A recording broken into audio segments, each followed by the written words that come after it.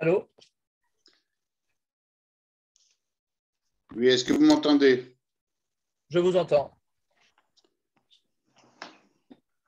D'accord. Je commence ma conférence sur les adolescents. D'abord, bonsoir à tous. Je m'appelle Bernard Zanzori. Je suis spécialiste du monde des adolescents. Je suis spécialiste en éducation informelle et depuis plus de 35 ans dans le monde de l'ALIA et surtout de l'ALIA des jeunes. Jusque-là, ça va? Vous êtes avec moi?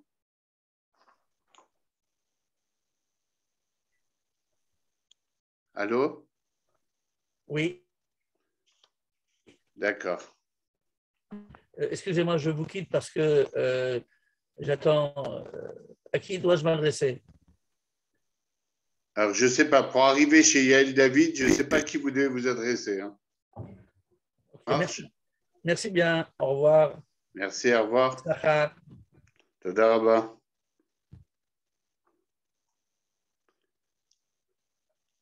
Alors, qui est avec moi encore?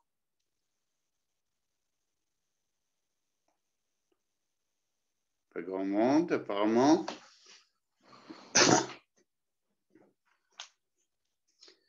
Bon, on va commencer la conférence alors. Et quand j'étais jeune, on jouait à un jeu avec mon frère et le jeu, c'était de savoir quel était le pays qu'on préférait au monde.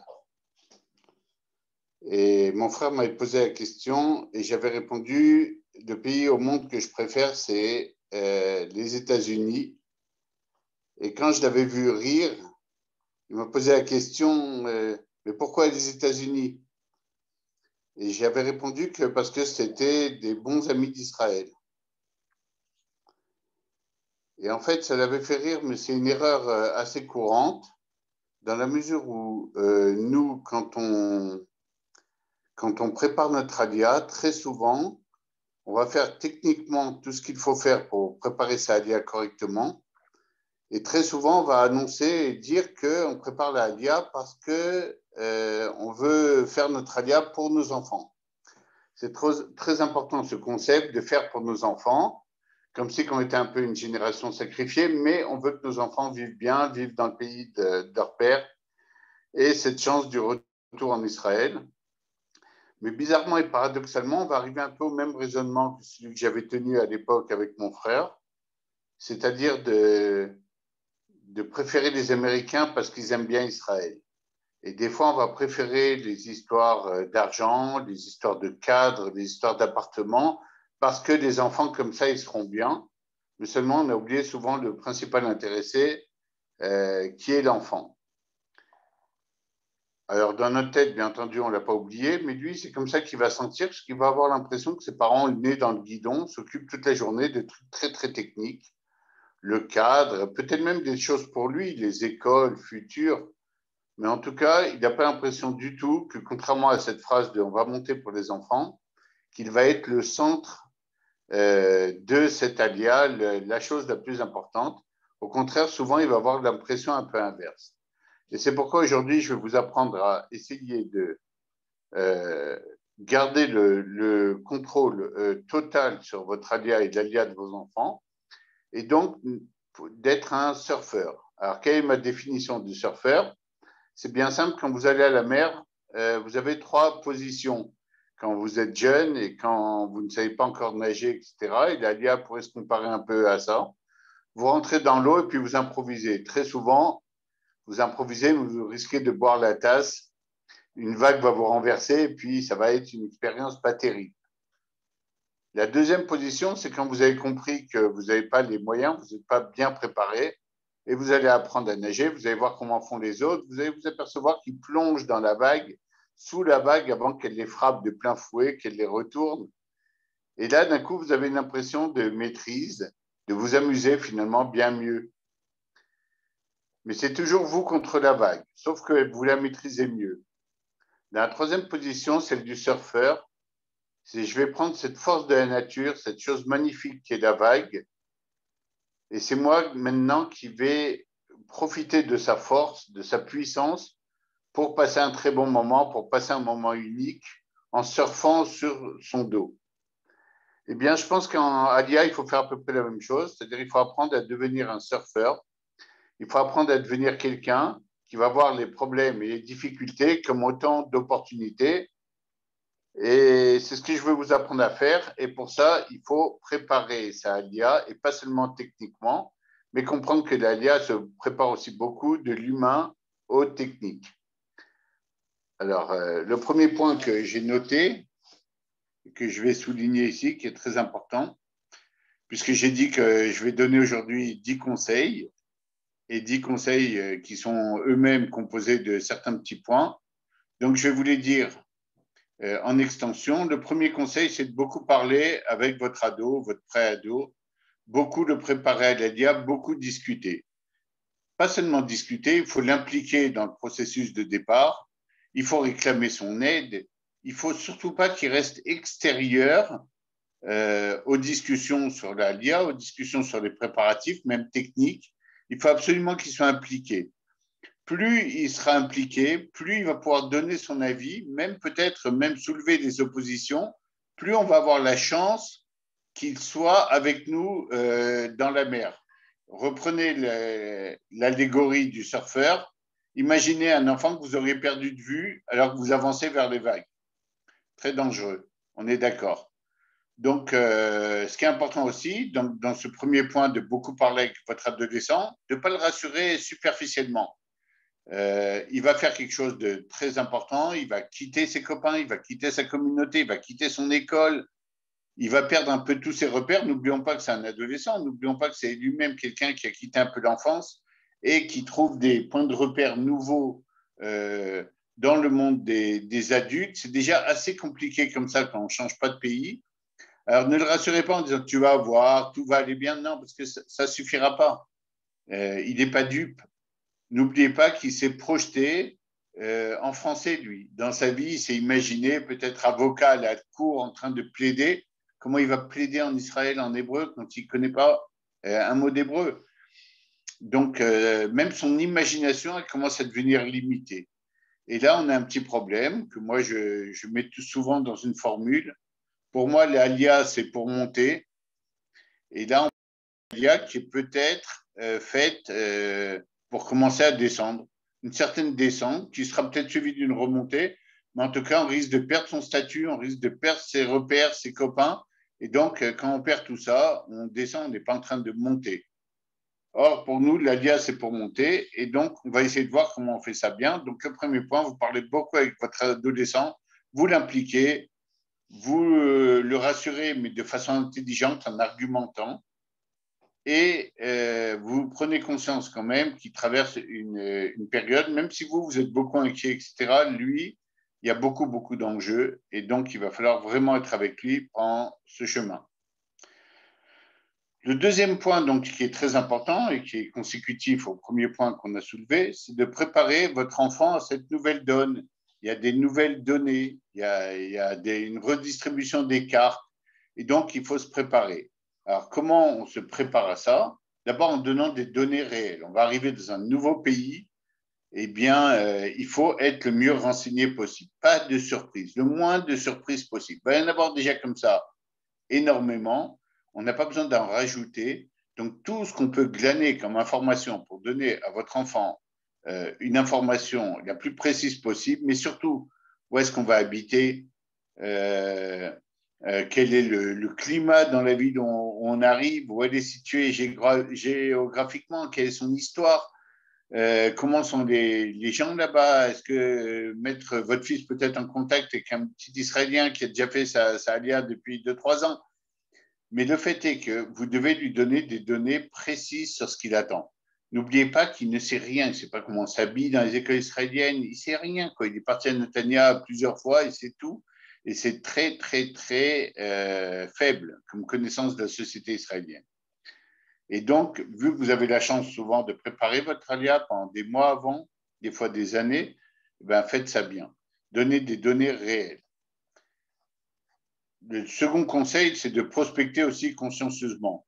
venez en Israël, visitez des écoles, rencontrez des Olim qui ont fait leur alia encore une fois depuis plusieurs années. Il n'y a pas quelque chose de plus concret que ça. Ils sont passés par là. Ils vous ont ouvert un peu de chemin. Vous avez aussi des habitants, des gens de votre ancienne ville. Si vous venez de Paris, de Marseille, de Nice, vous avez de Lyon, vous avez des gens qui sont montés avant. Demandez-leur comment ça s'est passé. Quels étaient les écueils? Préparez-vous le mieux possible. On a vu qu'est-ce qui arrivait au type qui était rentré dans l'eau et qui avait jamais vu des gens se faire retourner par une vague et boire la tasse. Pas super agréable. Donc nous, on va vous conseiller de vous engager au maximum vers la voie qui donne aux gens des renseignements. Et quand je dis aux gens, c'est vous, c'est vos enfants, c'est votre famille, c'est même vos proches, ceux qui ne font pas les alia avec eux, mais qui, s'ils sont renseignés, vont être moins inquiets. Et donc, le climat va changer autour de votre alia aussi. Ça va être un climat de brachot beaucoup plus positif que des gens qui ne sont pas renseignés et donc qui sont inquiets, des grands-mères. Et donc, ça va être un climat qui risque d'être très, très, très difficile à gérer pour vos ados. Le troisième conseil, le troisième point sur lequel je veux insister, c'est que quand on fait notre alia, le plus souvent, c'est une alia idéologique. On est très content de rejoindre le pays de nos pères, de pouvoir enfin réaliser ce vieux rêve. Et ça, il faut le faire passer à votre enfant. Ce n'est pas un coup de folie, ce n'est pas un coup de tête, ce n'est pas non plus à cause de l'antisémitisme. On n'est pas en train de fuir, on n'est pas en train de se sauver.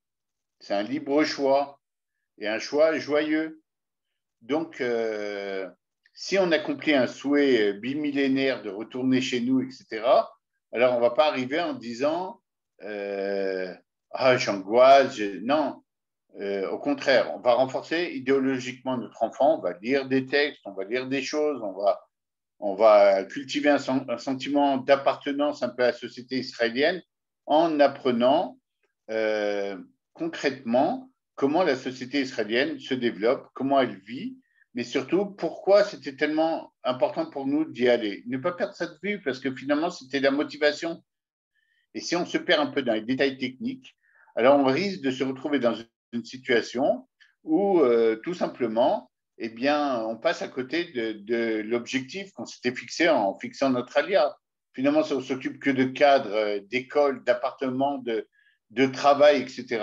Comment vous voulez que votre enfant, qui lui n'était pas dans les histoires d'appartements, de travail, tout était une évidence, bien maintenant, il n'y a plus rien d'évident. Et maintenant, on va lui dire, en fait, on est monté, mais quoi, pour galérer techniquement, pour aller dans un pays où on ne parle pas la langue alors qu'on parlait, mais ça ne va plus être clair. Alors que quand vous êtes motivé idéologiquement, la donne est complètement différente puisque vous avez une bonne raison d'avoir fait tous ces changements et d'avoir demandé tous ces sacrifices qui finalement vont se révéler tout à fait payants. Et donc là arrive mon quatrième point qui est très important, c'est montrer-lui des parents qui sont prêts et qui sont forts. Alors, peu importe en vrai si vous étiez très motivé au début, puis à quelques semaines de l'ALIA, vous commencez à l'itfos, raglaim, carotte, comme on dit ici, c'est-à-dire avoir les jambes en coton, avoir peur d'un tas de trucs en disant mais qu'est-ce que c'est que cette folie? Peut-être j'ai pris une décision à l'emporte-pièce. En tout cas, devant vos enfants ont besoin de vous comme point de repère. Ils sont en train de perdre leurs repères, leurs copains, l'endroit où ils étaient bien, leur école, où ils avaient leurs repères. Bon, des fois, ils galéraient aussi un peu, donc ils attendent peut-être l'ALIA avec beaucoup. Mais finalement, même s'ils attendent avec beaucoup de joie cette ALIA, finalement, vous êtes un peu le baromètre. En vous regardant, on sait si on est content, pas content, si on a peur ou pas peur. Alors, si vous avez peur, si chaque fois que vous dites le mot de salle, vous tremblez en disant, oh là là, mon fils va faire l'armée, mais ou bien que vous laissez l'oncle de la famille raconter comment il avait pris le taxi en Israël et puis il s'était fait arnaquer. Et finalement, ce que vous faites, c'est commencer à introduire une angoisse anxiogène, très anxiogène, ce genre de pensée chez votre enfant. Il n'y a que des arnaqueurs, oui, moi j'ai vu, il y a un truc qui a loupé sa alia, il est revenu dans la communauté. Et finalement, ces gens qui finalement existent, mais sont relativement marginaux par rapport à la masse, ça va devenir un peu le centre des histoires. Ces histoires-là sont très, très anxiogènes. Mettez plutôt l'accent sur des choses positives. Et des choses positives, il y en a plein. Une des choses positives, on est le seul pays à donner une nationalité simplement parce que quelqu'un est juif. La loi du retour, c'est quelque chose d'extraordinaire. Je te reconnais comme étant de mon peuple et donc je te donne une nationalité automatiquement. Quel pays fait ça? Quel pays vous permet d'arriver, de séjourner chez lui, de recevoir des choses, des droits? Ben, seulement un pays qui est ton frère, quoi, qui est proche de toi. Alors, mettez plutôt le curseur sur de la pensée positive, mettez le curseur sur des choses sympas qui existent, qui sont réelles. Le conseil peut-être le plus important, le numéro 5, le plus important, je résume pour ceux qui arriveraient un peu en retard ou qui nous rejoindraient ou qui verraient le film après. Beaucoup parler avec son adolescent, préparer l'enfant à cette nouvelle donne, à ces nouvelles données, lui donner beaucoup de renseignements, se renseigner pour lui, renforcer idéologiquement votre enfant, votre ado, parce que finalement, c'est la raison pour laquelle vous voulez faire cet alia. Montrez-lui des parents prêts et forts. Et le cinquième point, soyez proactif. Alors, je ne sais pas comment c'est en France, je ne sais pas si dans toutes les villes c'est pareil, mais en tout cas en Israël, c'est pareil partout. Il faut être proactif. C'est quoi proactif? C'est être toujours en action, toujours en mouvement. Ici, c'est le pays de l'action. Même si vous avez droit à quelque chose, en général, il faut aller le chercher. Il faut aller le demander, il faut écrire, il faut remplir le bon formulaire. Et si vous n'avez pas eu de réponse, n'attendez pas devant votre téléphone. Allez chercher. Ça va être pareil à l'école, ça va être pareil avec les profs, avec les directeurs. Tout le monde est très disponible pour vous, tout le monde est prêt si vous appelez. Si vous n'appelez pas, si vous ne sollicitez pas, ben on dit il n'a pas de problème, il n'a pas appelé. Vous savez, contrairement à la France, si vous arrivez chez quelqu'un et vous dit en Israël, tu as soif, tu as envie de quelque chose et tu dis non, non. Alors en France, ça veut dire non, non, je ne veux pas te déranger, mais bon, si tu insistes un peu, je vais dire oui parce qu'il fait très chaud. Ben, en Israël, non, non, ça veut dire non. Ben, apparemment, tu ne veux pas, puisque tu ne le demandes pas, tu ne vas pas le chercher, ce n'est pas important pour toi. Ici, on te croit. Tu as dit ça va, ça va. Tu as dit ça va pas, eh ben, ça va pas, on va s'occuper. Mais il faut être proactif. Et ça, c'est un truc avec lequel les Français qui font leur alliance ont souvent beaucoup de problèmes parce que mais je ne comprends pas, mon fils ne venait pas, l'école n'a même pas vraiment appelé et on ne m'a pas dit. Ben non, ici, on ne dit pas. À vous de vous renseigner. Mais par contre, les gens sont extrêmement disponibles, les profs sont extrêmement disponibles, les directeurs sont extrêmement disponibles si jamais tu les sollicites. N'oubliez pas ce point-là parce qu'il est très important. Le point numéro 6, qui est extrêmement important aussi, c'est le fait que l'enfant est prioritaire. Ça veut dire quoi, l'enfant est prioritaire? Ça veut dire, encore une fois, vous vous souvenez le point numéro 1? Bien sûr, il va falloir trouver un emploi, il faut apprendre l'hébreu, il faut chercher un ulpan, il faut aller voir où habiter, reproduire un peu tout le réseau relationnel qu'on avait, ne pas se tromper dans le choix de l'automobile qu'on va acheter, repérer le médecin qui parle français à la copatroline, tout ça, c'est vrai. Mais la priorité, c'est encore une fois votre enfant. On avait dit dans le premier point, parlez-lui beaucoup. Et puis quand vous allez faire votre alia, vous allez vous apercevoir que les points techniques, les choses à faire deviennent tellement intensives que lui, il va être un peu de côté. Ah, ne me dérange pas, ne traîne pas dans mes pattes. Bon, allez pas à l'école et fais tes choses et moi, je vais faire les miennes. Mais non, en fait, c'est l'inverse qu'il faut faire. La réussite de votre alia dépend de la réussite de combien vous avez réussi à montrer que vous n'êtes pas complètement déstabilisé.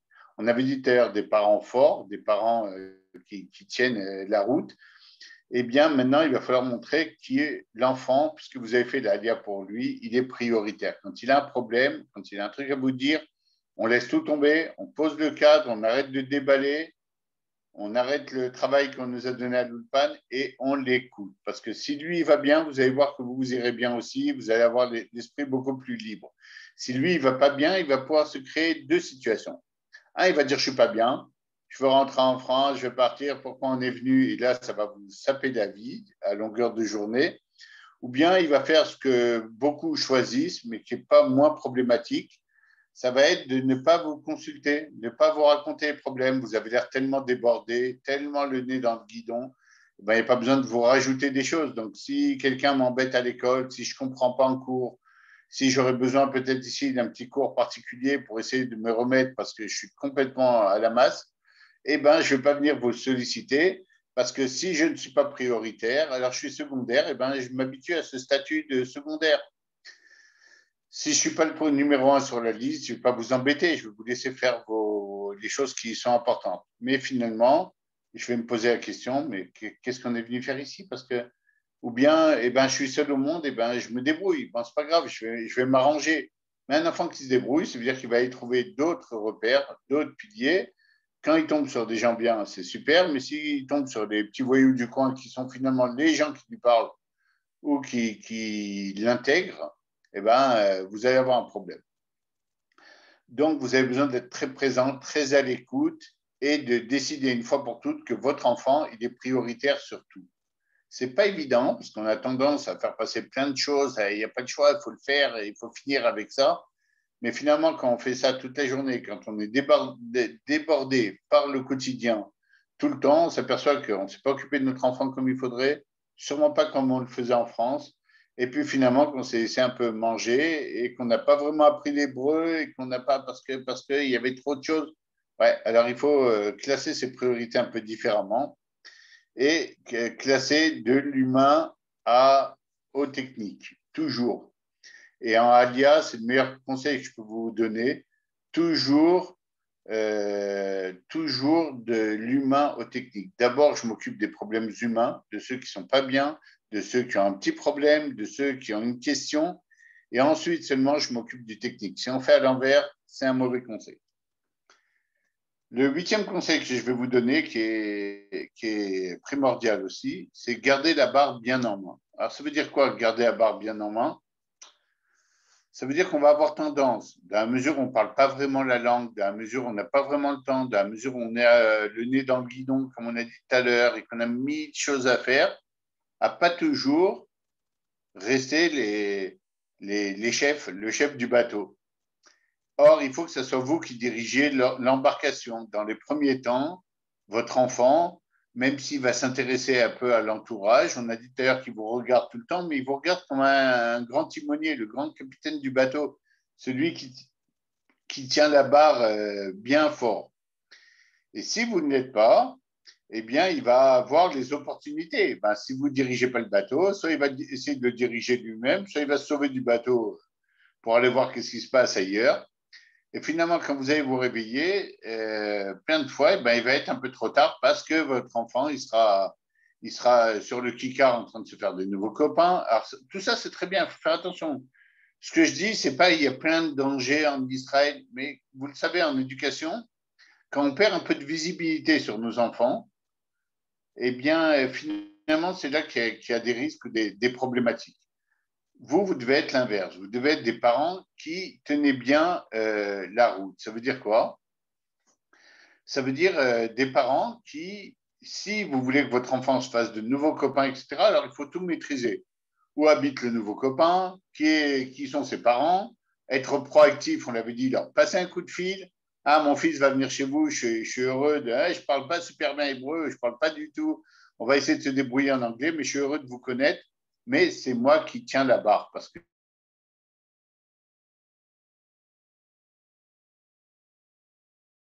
si jamais je commence à dire à mon enfant, ouais, bah, vas-y, tu me raconteras parce que moi, je ne parle pas vraiment hébreu, puis je suis un peu paumé, et ben, des fois, oui.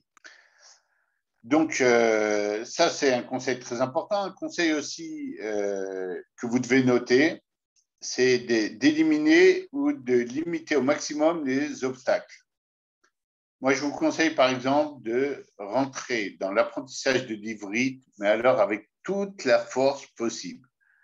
Toute la force possible. Surtout, ne négligez pas. Très souvent, vous allez voir des Français qui vont dire ouais, j'ai pas eu le temps, j'ai dû chercher du boulot, j'ai dû commencer, j'avais des petits.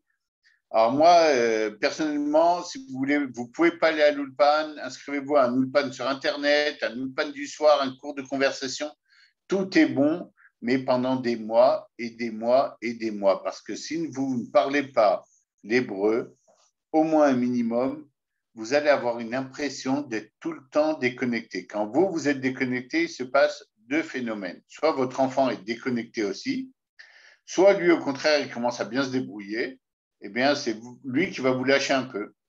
Au début, vous allez vous en servir pour traduire le voisin, pour traduire la lettre que vous avez reçue, pour traduire la facture qu'on vous a envoyée. Mais très vite, il va dire, bon, moi, je suis en train de m'intégrer, je commence à avoir des copains, etc. Et finalement, il y a aussi une opportunité due au fait que papa et maman, ils ne comprennent pas trop et ils n'entendent pas trop et ils n'arrivent pas à saisir ce qui se passe. Mais ce qui se passe, c'est que la société israélienne, et ça, c'est quelque chose de très bien, mais qui a aussi ces petites problématiques, considère les jeunes comme autonomes, comme très responsables. À 13 ans, 14 ans, 15 ans, on les voit déjà presque comme des adultes ici. Et donc, ils ont des samkhouyot, ils ont des droits que n'aurait pas obligatoirement un jeune en France à qui vous auriez dit rentre avant 7 heures ou avant 8 heures, je ne te permets pas plus, c'est dangereux, c'est embêtant, rentre, je veux être au courant. Chez les petits Israéliens, c'est moins ça. Et donc on avait dit tout à l'heure, vous tenez bien la barre. Encore une fois, ça ne veut pas dire que vous allez l'empêcher de vivre ou de découvrir la nouvelle société. Il a besoin de se refaire des copains, il a besoin de comprendre comment ça marche, mais il a besoin aussi de vous sentir très présent et d'être là, mais aussi d'être connecté. Si vous ne comprenez rien à la culture israélienne, vous avez encore TF1 et Antenne 2 et je ne sais pas quoi, France 2 et en train de regarder Hanouna tous les soirs à la télé, et comme si que vous étiez en France, c'est-à-dire, non, vous avez fait le choix de venir en Israël. Bien sûr, dans les premiers mois, dans les trucs, il ne faut pas de contact, mais d'un autre côté, c'est évident que vous ne pouvez pas faire venir la France en Israël pour vous sentir à l'aise, ce n'est pas possible. Il va falloir obligatoirement commencer son intégration. Son intégration, ça veut dire parler hébreu de mieux en mieux et faire tous les efforts qu'il faut pour ça. Vous savez, quand vous avez un examen, etc., en général, vous investissez, même au boulot, quand vous voulez monter les échelons, etc., eh ben, vous allez faire des cours et à des heures impossibles. Mais pour l'ULPA, non, on n'a pas vraiment le temps. Non, eh ben, c'est l'inverse qu'il faut faire. Allez lire des bouquins israéliens, intéressez-vous, qui sont les acteurs ici de cinéma, qui sont les acteurs de théâtre, qui sont les personnages importants. Si vous n'aviez pas ces connaissances-là, allez les rattraper parce que très vite, votre enfant, lui, va commencer à les acquérir. Et s'il vous sent déconnecté, eh ben, comme je vous ai dit, soit on se déconnecte avec ses parents, nous aussi, par solidarité, et ça, un enfant déconnecté, c'est très problématique, ou bien eh ben, on laisse ceux qui sont à la traîne un peu en route. Même si on n'est pas un méchant garçon, on n'a pas besoin d'être quelqu'un de méchant ou d'agressif pour laisser. Si ça ne va pas assez vite, vous ne suivez pas le rythme, c'est comme au marathon, eh ben, je cours avec les gens qui courent un peu plus vite devant. Et donc, vous allez avoir besoin d'être bon dans la matière principale de votre vie aujourd'hui, quand vous avez décidé de faire votre alia. Soyez bon en alia. Soyez bon dans cette matière-là. Soyez bon, comme on l'a dit. Allez apprendre, allez comprendre, allez parler la langue, allez vous intéresser. Ne restez pas dans l'exportation de la France en Israël, en habitant Netanya, en lisant l'équipe le matin, en regardant Hanouna le soir et en se disant ah, c'est sympa quand même l'Alia. Ouais, c'est sympa, mais vous n'avez pas vraiment fait l'Alia quand vous avez fait ça. Parce que finalement, vous avez essayé de faire venir la France et ces produits, j'ai acheté le camembert, c'est très bien. Même dans un second temps, ça peut être même parfait. Moi, je suis depuis presque 40 ans en Israël, ça m'arrive d'acheter un petit camembert bien de chez nous, etc., bien sympa, ça me fait plaisir. Mais moi, il ne me menace pas, il ne vient pas me retarder dans mon intégration. Ça y est, je suis intégré, je parle hébreu, je parle avec les Israéliens, je fais un Dvar Torah, une synagogue en hébreu. Ça y est, j'ai passé ce stade-là. Alors que vous, quelque part, il va devenir une gêne. Ce qui était censé être sympa, j'ai retrouvé les trucs français, c'est génial, comme ça je peux vivre en Israël tranquille. Au bout d'un moment, ça va vous faire un croche-pied. Exactement comme quand votre enfant va dans une école où il y a 25 francophones dans sa classe. Ben, la chance qu'il s'intègre facilement et qu'il parle vite, hébreu et bien, elle est quand même limitée. Et vous allez devoir repérer ces trucs-là et trouver des solutions et même les imaginer des fois avant. Donc, on a dit que la famille, finalement, les parents et la famille, ça va être la chose la plus importante à préserver. Et au contraire, il faut qu'elle soit encore plus solide qu'elle était en France. Finalement, c'est votre petit bateau, c'est votre petit vaisseau avec lequel vous allez sortir en mer et avec lequel vous allez essayer tout à l'heure de surfer et donc resserrer les liens familiaux, comme on a dit tout à l'heure, beaucoup d'écoute, beaucoup d'intérêt, faites des jeux ensemble, apprenez l'hébreu ensemble, faites des petits jeux le vendredi soir, après le repas de Shabbat, sur des mots. Qu'est-ce que tu as appris comme mot cette semaine? Qu'est-ce que tu as appris? Qu'est-ce que tu as vu? Ou de la culture. Tu as entendu une nouvelle chanson de tel et tel chanteur? Ouais, vous avez vu tel et tel truc. Ils ont sorti un nouveau film. Ils ont sorti encore un Faouda. Ils ont sorti… Peu importe quelles sont vos références et renforcez-les idéologiquement et allez lire un petit texte qui parle d'eux et un petit article de Ben Gurion à l'époque de sa alia. Encore une fois, jouez le jeu de l'intégration parce que c'est pour ça que vous avez fait votre alia. Ce n'est pas pour faire venir la France ici, ce n'est pas pour être des Français en Israël déconnectés de la vie israélienne, c'est pour vous connecter et vous connecter demande un effort. L'Israélien, on l'a dit tout à l'heure qu'il fallait être proactif avec lui, il ne va pas obligatoirement être avec vous dans cet effort-là. Mais par contre, quand il va voir que vous le faites, quand il va vous voir galérer pour essayer de le faire, alors là, il va vous tendre la main, il va vous filer un coup de main. Mais encore une fois, la proactivité, il a besoin de voir que ça vous intéresse à vous pour s'y intéresser lui. Donc, le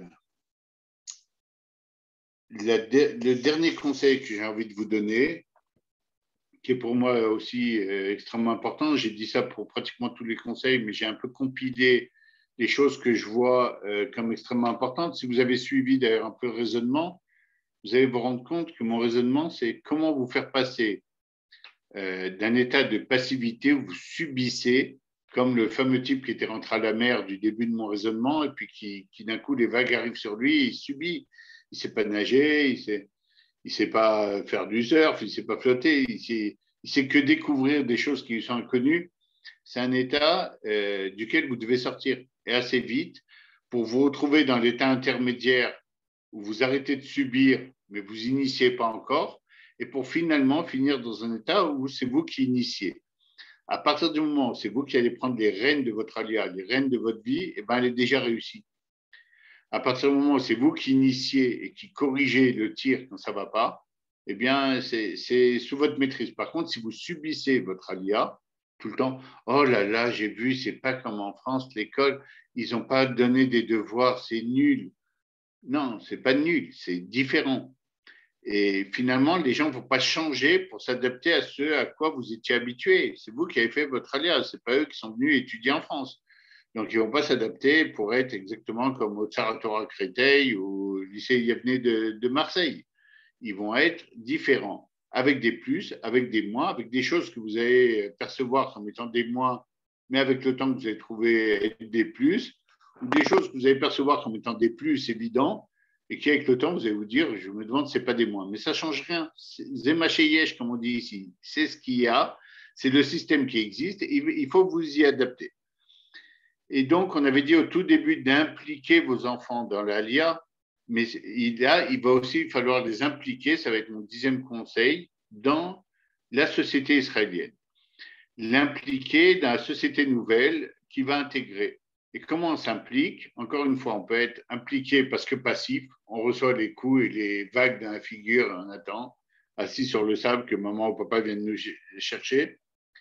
Ou bien vous allez les aider à être utiles, à être impliqués. Il n'y a pas une situation qui vous permet de sortir un peu du choc culturel même de départ, comme d'être volontaire dans une association, volontaire dans un mouvement de jeunesse, de commencer à arrêter de recevoir et de commencer à donner aux autres, parce que quand tu donnes, tu peux montrer toute l'étendue de tes qualités. Quand tu reçois, ben, tout le monde a l'air exactement pareil, parce que pour recevoir, il n'y a pas besoin d'avoir de grandes qualités. Par contre, pour donner, il y a besoin d'avoir de grandes qualités et d'avoir des choses différentes. Et c'est là-bas qu'on se révèle. Donc, impliquez vos enfants. Mettez-les dans des endroits où ils sont utiles. Et souvent, ils vont avoir le réflexe naturel, d'ailleurs, de se replier, d'essayer de rentrer vite à la maison, vite à l'endroit où je me sens en sécurité, où on parle ma langue. Et c'est très bien, parce qu'on veut une maison forte, avec des parents impliqués, des parents qui sont là, accueillants, sympas, qui te voient comme une priorité, comme on l'a dit. Mais il faut aussi les impliquer assez pour qu'ils aient envie d'aller à la découverte, d'aller essayer des choses nouvelles, d'aller se tremper justement dans ce bain israélien pour devenir des petits Israéliens. Plus vite ils le feront, plus ça sera facile pour eux et pour vous d'imaginer les choses, l'armée, le Shirut Leumi, les choses qui vont faire d'eux un véritable petit Israélien. Et finalement, c'est le but visé. Et plus ils seront Israéliens, plus ils seront à l'aise, plus ils auront des copains, plus ils commenceront à bien rigoler. Je vous donne la statistique. Moi, je travaille beaucoup avec les écoles ici, avec des Olim Khadashim. tout n'est pas rose pour eux, tout n'est pas facile. Le pourcentage d'enfants, de jeunes, d'ados qui ont envie de retourner en France, il est très faible. Parce que même ceux qui galèrent un peu, etc., arrivent à voir avec leurs yeux d'enfant des super côtés de cette vie-là. Ils n'ont plus envie de ça, de changer avec la vie qu'ils avaient auparavant. Et on peut les aider à conforter encore ce regard-là, cette positivité qu'ils ont naturellement en eux, en justement répétant très très vite les petits conseils. Cette fois, je vous redonne juste un peu les titres. Beaucoup parler avec vos adolescents avant l'ALIA, les impliquer, les écouter, c'est très important. Préparer les enfants à la nouvelle donne, à ce qui va se passer, en leur prodiguant des données réelles sur le pays, en prospectant avec eux, en visitant des écoles, en faisant un tour avec eux. Ça coûte de l'argent, etc. Mais c'est la chose qui va leur donner le plus possible, c'est cet effet de « ah, je connais, j'ai vu, j'ai touché, j'ai regardé, j'ai compris ». Et c'est très important. Et qui va leur permettre aussi de respirer au rythme un peu des habitants du pays. Et c'est obligatoire, parce que si tu ne rentres pas dans cette danse-là, si tu ne rentres pas dans ce rythme, alors tu es déconnecté. On l'a dit tout à l'heure, déconnecté, ce n'est pas bon. Renforcer idéologiquement l'enfant, taper sur ce truc-là qui est très important, parce que c'est pour ça que vous êtes monté. C'est finalement pour le côté idéologique. Il n'y a personne qui a fui juste parce qu'il y avait des attentats un jour et qu'il y avait l'hypercachère. C'est très bien, ça peut créer une ambiance, mais ce n'est pas pour ça que vous êtes monté. L'ALIA de France, ce n'est pas une ALIA de réfugiés. Donc, c'est important que vous répétiez à vos enfants le pourquoi vous le retrouviez vous-même malgré vos préoccupations, etc. Montrez-lui des parents prêts, des parents forts, des parents qui ont choisi, qui ont été pas seulement des acteurs passifs, loin de là, c'est eux qui ont choisi, qui ont préparé, qui ont choisi leur cadre, mais impliquez-les, rentrez-les avec vous, ne laissez pas en dehors, comme on a dit encore tout à l'heure, moins ils sont impliqués, moins ils sont acteurs, moins tu es acteur, plus tu es spectateur, plus tu es spectateur, plus soit le spectacle qui te plaît, soit tu sors de la salle, mais c'est pas sortir de la salle, c'est important qu'il soit avec vous sur scène. Et donc, soyez proactifs, conseil numéro 5, allez au-devant de l'école, allez au-devant des choses, allez au-devant des gens, prenez des initiatives, allez poser des questions, demandez, rencontrez des anciens Olim. C'est important parce que c'est cette proactivité qui va vous donner un sentiment d'abord de tenir les rênes de votre alia et surtout vous permettre de recevoir vraiment les vrais renseignements en heure et en temps voulu. Et ça, c'est important. N'oubliez pas que votre enfant est prioritaire, on l'a dit. La ALIA, ce n'est pas un truc qui se construit du technique à l'humain, mais de l'humain au technique. D'abord lui, d'abord les humains, d'abord les questions qu'ils ont, et ensuite on verra toutes les questions techniques qu'on réglera comme il faut. Et donc, n'oubliez pas, vous avez fait votre ALIA pour votre enfant très souvent. N'allez pas plus aux réunions sur l'argent en Israël, où on va voir 200 personnes dans la salle, et puis sur l'éducation en Israël, où il va y en avoir 2. Alors que vous avez fait votre alia, je le rappelle, pour vos enfants, et c'était important, mais ne vous trompez pas de cible. Éliminer ou limiter au maximum les obstacles, conseil numéro 7, l'apprentissage de l'ivrit, l'apprentissage de la mentalité, de la culture, comment ça marche en Israël. Plus vous apprendrez ensemble, main dans la main avec vos enfants, plus ça sera naviguer tous ensemble et à l'aise. Soyez bons en alia, je vous avais dit tout à l'heure, ça rassure tout le monde. Soyez bons dans cette matière, n'ayez pas un 0 en alia. Gardez la barre bien en main. D'un côté, il faudra laisser vos enfants découvrir toutes les nouvelles choses israéliennes, et il y en a plein à découvrir qui sont super. Mais d'un autre côté, toujours avec une visibilité. Où est-ce qu'ils sont, chez qui, avec qui. Et c'est important. Et c'est important même pour votre enfant de sentir que vous êtes bien là. C'est rassurant. Ça donne envie d'aller prospecter plus, d'aller un peu plus loin pour voir, parce qu'on sait qu'il y a papa et maman, ils sont là. Et ils sont bien en scène, ils sont bien présents. Donc, même si vous êtes un peu débordé par toutes les choses qu'il y a à faire dans l'ALIA, il y en a encore plus que ce que vous imaginez. D'un autre côté, n'oubliez pas la priorité. D'abord, mes enfants. Une fois que tout est nickel au niveau des enfants, etc., il n'y a plus de soucis. Allez, je passe aux techniques. Resserrez bien les liens de la famille, c'est important. Jouez, faites des jeux sur l'ALIA, apprenez ensemble des expressions israéliennes et tout. C'est drôle, c'est sympa. Soyez des parents donc impliqués, positifs. Bien au courant avec des listes, qui sont les profs, quels sont leurs numéros, je peux lever, comme ça je pourrais être proactif, comme on l'a dit, et bien tenir les rênes de votre alia, bien tenir la barre, et surtout ne pas oublier, c'est valable aussi pour vous, d'être utile aussi dans la société où vous êtes. Il n'y a pas pire que de sentir à un moment donné, parce que tu n'as pas tout à fait la langue, parce que tu n'as pas tout à fait compris tout au niveau culturel, comment ça marche, tous les codes, de se dire, bon, alors je m'enferme chez moi, et puis voilà. Faire trouver un peu les chaînes françaises, c'est très bien, mais ce n'est pas ça qui va te permettre d'être intégré en Israël. Ce qui va vous permettre d'être intégré en Israël, c'est justement d'aller découvrir le terrain, d'aller voir les gens quand ils donnent aux autres, quand ils se poussent, quand ils font du volontariat. Alors bien sûr, un Olé, il n'a pas le temps pour ça, mais d'un autre côté, prenez une heure de temps en temps, allez voir, parce que c'est super intéressant et important, de se sentir impliqué, de se sentir utile, de ne pas avoir l'impression d'être un poids mort qui reçoit des droits, des trucs, puis qui subit. Sortez de cette situation où vous subissez, même des trucs qui ont l'air sympas sur le papier. Ah, on m'a donné des facilités, ah, on m'a donné des trucs sur ci, sur ça. Ouais, non, mais sors aussi de ça. À un moment donné, allez, prends les rênes de Talia et commence à courir. Et des fois, tu vas renoncer à une école où tu aurais eu, toi et tes enfants, toutes les heures d'Ulpan, mais d'un autre côté, tu vas aller dans une école où tu vas rencontrer beaucoup plus d'Israéliens et donc apprendre l'hébreu beaucoup plus vite. Donc, c'est un choix qu'il faut faire comme des gens responsables, comme des gens qui ont étudié leur affaire et pas comme des gens qui subissent toute la journée les décisions des uns et les décisions des autres. Je vous souhaite à vous et à vos enfants une très grande alia, très sympa, un très grand processus. N'oubliez pas que le chemin est aussi important que le but. Essayez de kiffer sur le chemin, essayez de profiter de chaque moment, que ce soit dans la préparation de l'ALIA ou dans sa concrétisation sur le terrain. Prenez le temps de kiffer le chemin parce que finalement, vous faites une chose dont des milliers et des millions de juifs ont rêvé à travers les âges, mais n'ont pas pu réaliser. Vous êtes les gens qui avaient l'occasion et la chance de réaliser cette alia, que je vous la souhaite douce et bonne dans le pays où coule le lait et le miel, si on sait aller le chercher. Laïla Tov à tous, les traotes. Merci. Bonne soirée.